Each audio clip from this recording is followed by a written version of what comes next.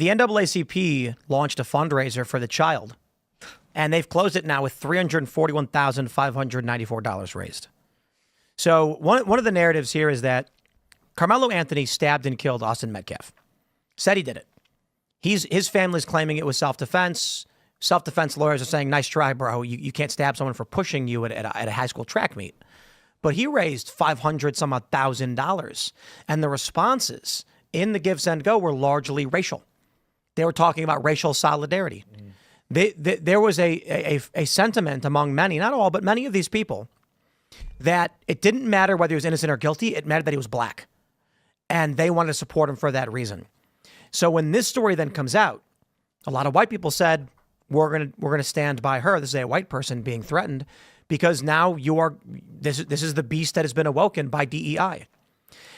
In response, you're seeing these people, what's the right way to describe these people? The has-been IDW types that haven't had any relevance, that they've been struggling with viewership, so they keep complaining about the woke right. They're now pointing at this, being like, aha, see, this proves it. And it's like, do you not understand? It's a kind of irony. This is not the emergence of an old school Klan white identitarian group. This is a reaction to a far left that is not seeking to maintain the system, it's seeking to destroy it. But of course, that's the only thing they have to say when they try to get views. Seeing how, they've raised all this money, Carmelo Anthony, then Shiloh Hendricks, and now even the kid, I only see escalation in this regard.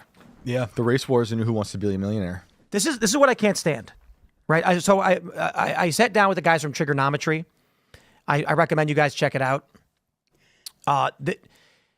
You hear from these centrist types, stop trying to fight back and just lay down and accept you will be a slave. That's what I keep hearing from these people. Over the past several decades, you've had the dramatic increase of DEI and wokeness. Screaming in your face, you can't speak, we will shut you down, we will ban you, and we have pushed back, and we are still pushing back. Matt Walsh is correct in this regard. I hope she gets more money so that people realize if you want to play cancel culture, we will reverse the script on you and it'll backfire. Right. Put a stop to it. When talking to a lot of these people, liberals are obviously going to say this too. Trump is doing unconstitutional things. Stop.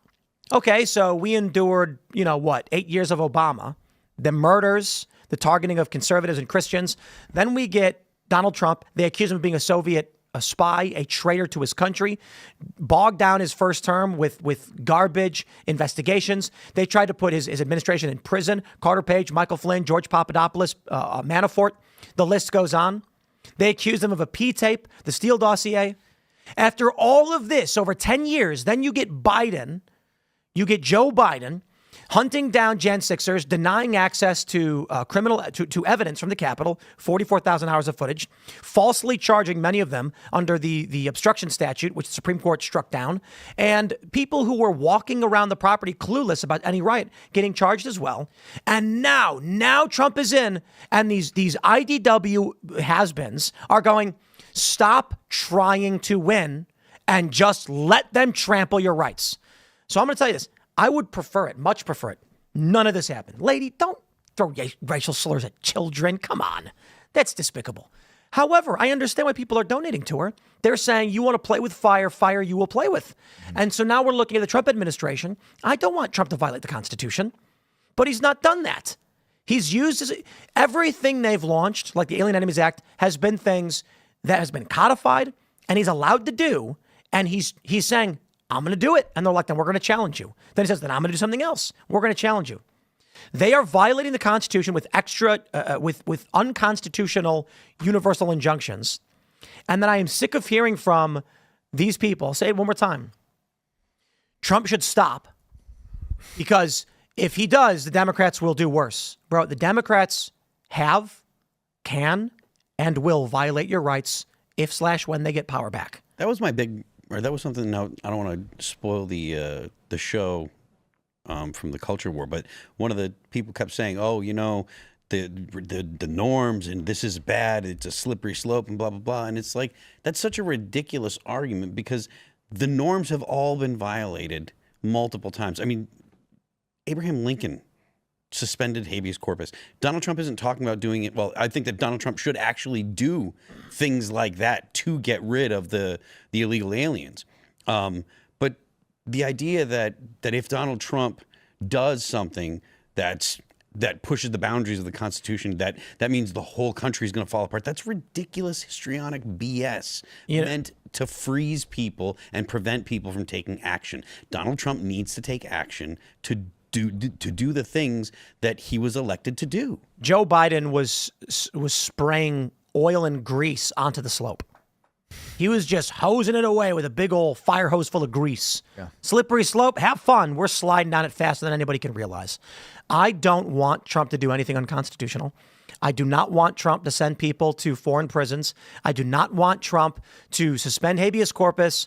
I want him to go golfing in Palm Beach, enjoy his time, enjoy his life, help stabilize the economy, be calm and reasonable. The problem is the Democrats have not stopped waging lawfare. The orders from these judges violate the Constitution. And what is the check on judges violating the Constitution? Theoretically, it would be the legislative branch or the executive saying no. But we're not getting a legislative branch to actually to do anything meaningful. So the courts are saying, we hereby decree universally in this country, Trump has to allow anyone, anywhere to enlist, because all means all, the judge said. Well, that's impossible, and that's unconstitutional. How does Trump react? I feel that no matter what happens, we've got an escalation before us.